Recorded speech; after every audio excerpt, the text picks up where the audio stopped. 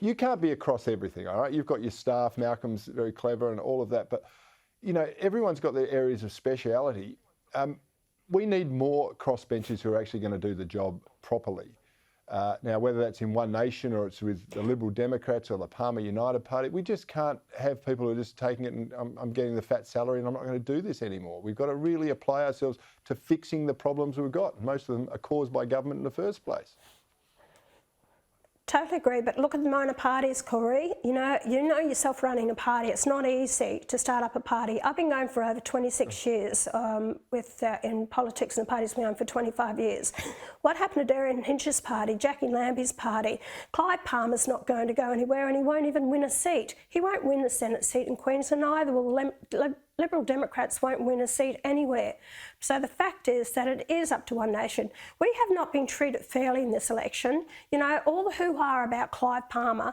Who's the one that's got members in Parliament? One Nation, right across some states and federally. Yet we've been completely ignored by the major media outlets.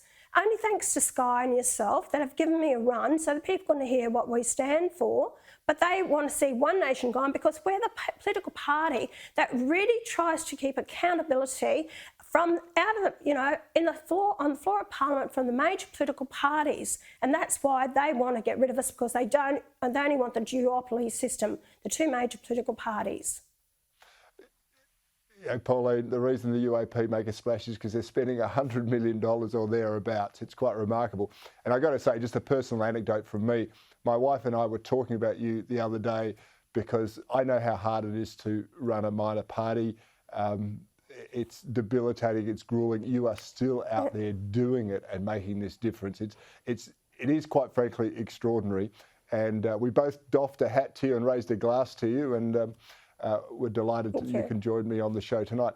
Before I let you go though, Pauline, we've seen all the stuff on the telly about, you know, the politicians and this, but there's a lot of things that happen in a political campaign that, you know, go under the radar, that make you laugh, make you cry, make you angry. You want to share something that maybe we haven't seen that's happened in the One Nation campaign or that you've experienced over the last 4 or 5 weeks? Well, you know how successful our cartoons are. So anyway, one day I got a phone call and I picked up the phone. It was Anthony Albanese, and I said, "Oh, hi Anthony, how are you?" He said, "Oh, look, I've got a complaint to make." I said, "Oh, really? Well, what's the complaint?" He said, "Your cartoon." He said, "Toto. He's been portrayed as a vicious dog. Toto's not a vicious dog. He's a lovely dog. He's a calm dog." And I said, "Oh, okay, I'm sorry. I didn't know that." He said, "No, I just want to make a personal complaint to you." I said, "Great, Anthony, point taken. So anyway, I'll make a note of it and I will actually let them know." Well, I couldn't believe it today. The cartoon, guess what? ScoMo is actually kicking the dog out of the kindergarten. So Anthony's not going to be very happy. He probably hasn't had a chance to call and tell me yet. But anyway. I reckon you might have won him a few votes there, because you know, you can attack the candidates, you can rip into the policies, you can demean and smear their character, but do not go after a man's dog. You know, in politics, that's the only friend you've got. I love Hanson. Albanese. I like Anthony. He's a nice guy. He really is a nice guy. But I still say it again. Do I think he's ready to lead this country? No, I don't. But that's up to the voters out there.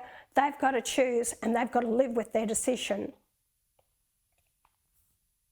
Yeah, indeed they do. One thing is sure, you will be back in the Senate for another term, and I think that's going to be a good thing for the Senate and for Australia. So I won't congratulate you, but I'll say well done, and congratulations about seeing out another campaign, because I know how tough they are. Thanks for your time tonight, Pauline.